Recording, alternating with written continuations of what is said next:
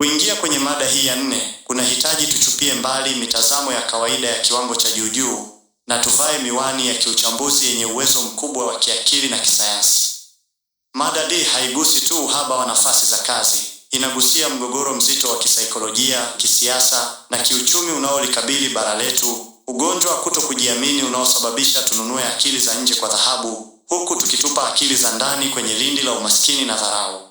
Hapa chini ni uchambuzi wa kina, wenye weledi wa juu na mbinu za kimkakati za kutatua changamoto hii. Mada D, utatuzi wa ajira na mkanganyiko wa kutoamini wasomi wazawa. 1. Kitendawili cha kisaikolojia cha ukoloni wa kiakili, epistemic dependency, chanzo cha ugonjwa. Tangu enzi za ukoloni mkongwe, mifumo yetu ya utawala imekariri kuwa mtaalamu bora lazima awe na ngozi ya kigeni au atoke mataifa ya nje. Kasumba hii imejenga dharau ya kimfumo, institutionalized self-doubt, dhidi ya uwezo wa wataalamu wetu wazawa. Vyuo vikuu vya Afrika vinazalisha wabunifu bora, wahandisi wa mitambo, wataalamu wa mifumo na wasanifu majengo, lakini mfumo wa soko la ajira unawachukulia kama nguvu kazi ya daraja la pili. Athari za kiuchumi, capital flight. Tunashuhudia mzunguko mbaya wa fedha ambapo mabilioni ya dola za mikopo na kodi za wananchi zinazoenda kufadhili miradi mikubwa ya kimkakati kama reli, marubani wa ndege, ujenzi wa mabwawa na usimamizi wa mifumo ya nishati urejeshwa kigeni kulipa makampuni ya nje.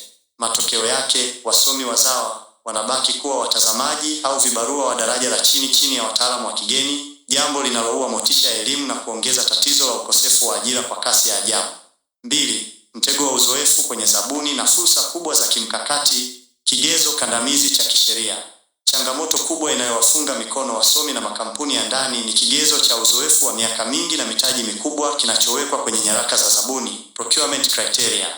Sheria zetu za manunuzi ya umma huwa zinataka kampuni iwe imewahi kufanya mradi wa ukubwa ule mara 3 huko nyuma ili ishinde tenda.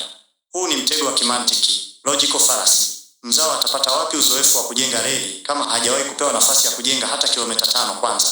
Suluhisho la kisheria na upendeleo wa makusudi, affirmative action. Serikali lazima zivunje sheria hizi za kikoloni na kuweka mifumo inayolazimisha upendeleo wa ndani.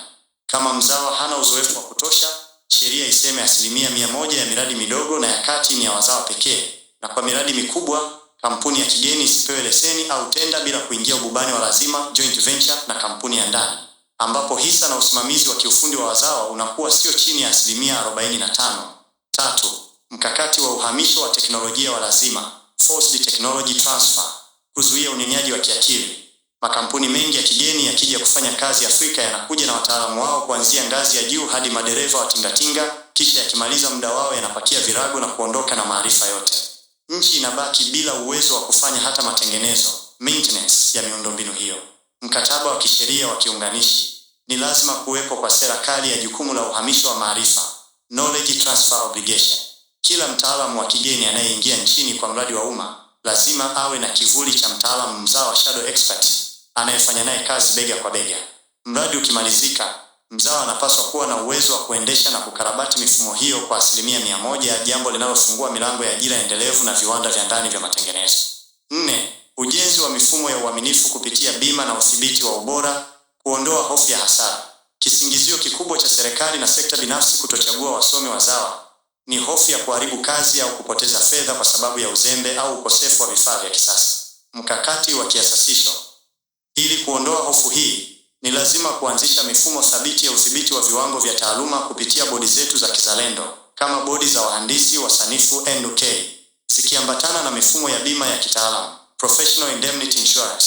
Hatua hii inahakikisha kuwa kama mtaalamu mzawa akifanya kosa la kiufundi, bima inafidia hasara hiyo. Jambo hili litajenga ujasiri kwa serikali na wawekezaji kuwapa wasomi wetu kandarasi kubwa, huku likichochea ukuaji wa sekta ya ajira yenye hadhi na weledi wa kimataifa.